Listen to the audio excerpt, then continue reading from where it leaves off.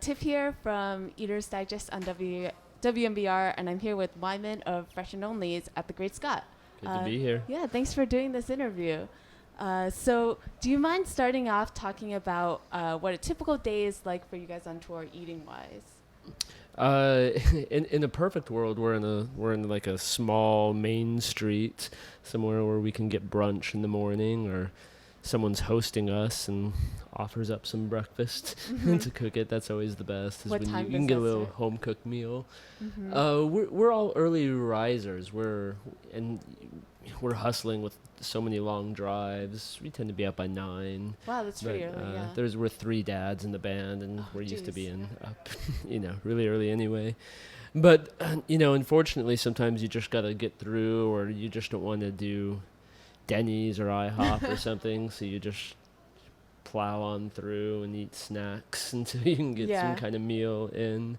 But, it's been nice. Like in Los Angeles, a friend cooked us a beautiful, wonderful breakfast with quinoa and poached eggs and chard and such. Wow, and that's a proper brunch. That's not quite a breakfast, right? I like a substantial breakfast. Yeah. I'm all for breakfast. You mentioned before that you really liked cooking. Yeah. So yeah. when's the last time you were able to cook on tour?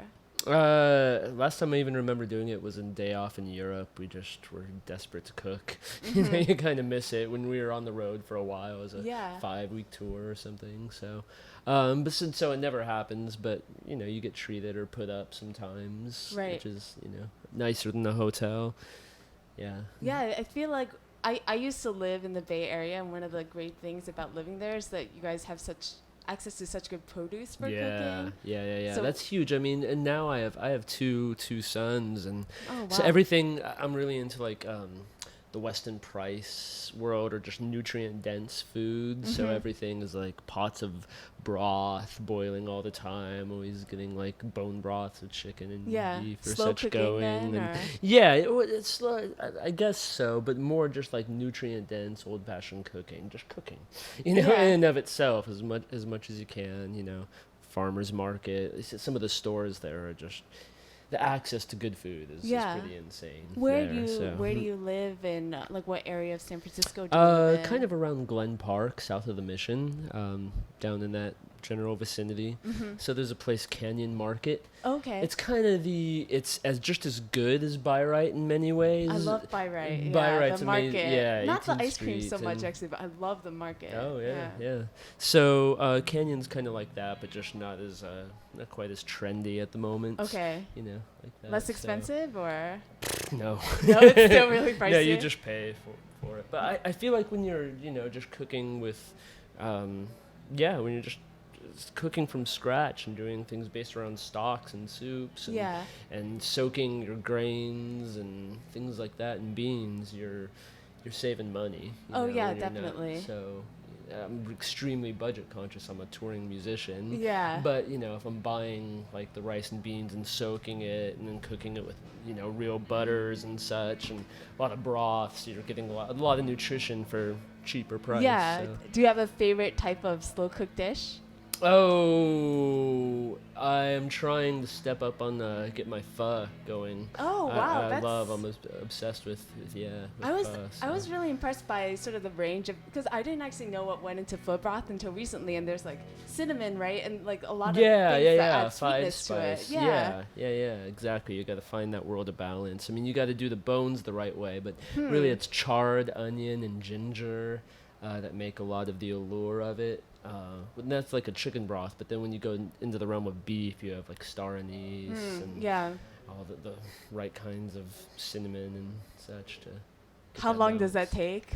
It takes a day, but you're not doing anything. You're just letting it go. So for a minute, it's intensive, but then you just got to be patient and doing all that. So then you said you had 2 sons? Yeah. Are they pretty adventurous? I feel like I didn't have pho until I was quite a bit older. Oh, yeah, actually, me neither. So. Yeah. I mean, I ate like canned green beans until I remember being 16 or 17, going to my aunt's house and seeing like a fresh, shiny green bean.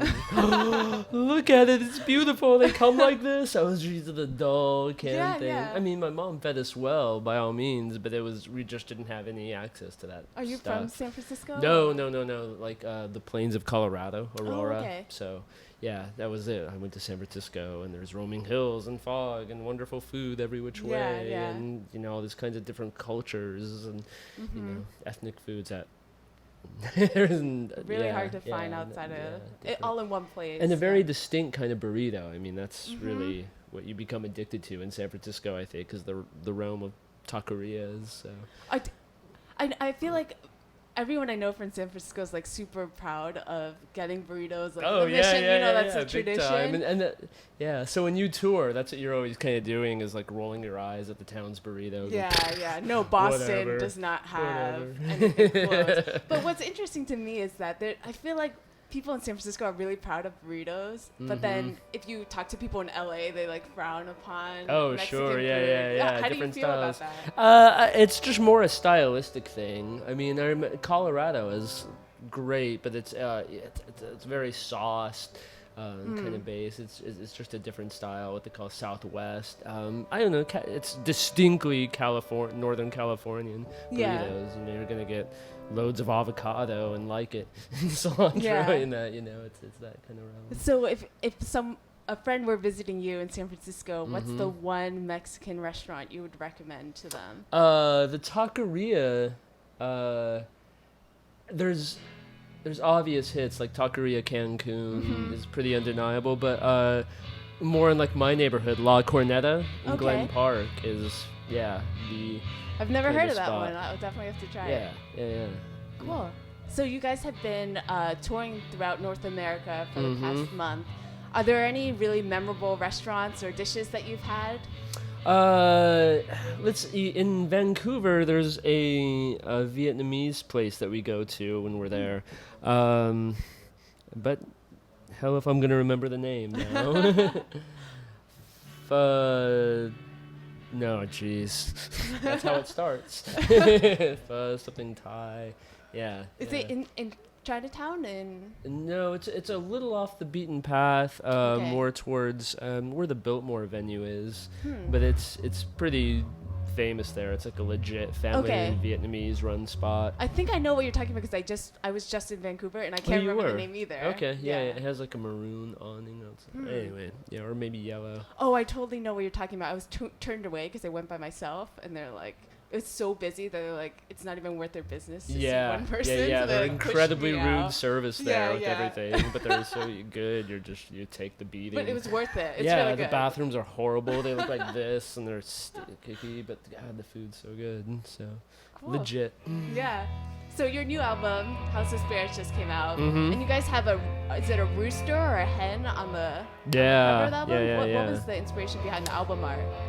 That was big. I mean, there's a lot of kind of mystery and mood, but violence to the record and madness. And there's something about like the fighting cock staring itself in the mirror and creating this three-way reflection. That there was a lot of tension in the band at the time, and it felt like that kind of confrontation. But there was.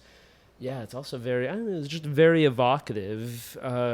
We tried, we knew specifically what we wanted with it, and it took maybe 200 shots that David Black did for us to find you guys the on one. Set, like, there for No, we work with him with all of our photography for the last couple records, and he shoots us and such. He's an amazing photographer. We're just lucky that he works with us for so cheap. And Mexican Summer, because he does like Daft Punk and things like that. So we're a quaint little hobby, for him. Very cool. Yeah. So you guys have been part of the Woods' Festival for a long time. Do you know how many years you guys have been part of it? The first one was shared with Captured Tracks, and that must have been 2009 in Brooklyn, and I guess they started doing them in 2010. In Big Sur, right? Big Sur. I've been curious about that because it seems like the locations for the Woods' Fest are pretty out of the way, and I would imagine there aren't that many restaurants there. Oh, down there in Big Sur proper, there's Yeah. like really fancy, nice restaurants Expensive there. restaurants. It's But where a land for the rich. They're just hidden away. It's But where the actual festival is held, like, do you guys end up just cooking most of the stuff there? Like, no, it's usually catered by okay. people who are at Henry Miller, or they bring in food trucks that are really that's great. nice. And tacos. So, yeah. Cool. Oh man. Oh boy. All right. Should we move right up there, maybe? Are we about done? I did have one more question. Sure. I'll just speak really good. Okay. All right. So this is a question that I ask every band that I interview. Yeah. If the Fresh and Onlys were a restaurant, what would be its signature dish? Banh mi.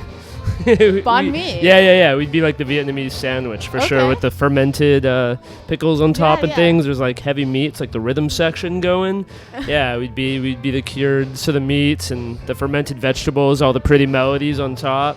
In a pretty traditional banh mi then. Yeah. Pork? Or pork belly? Yeah. Very cool. All right, thank you so much. Absolutely.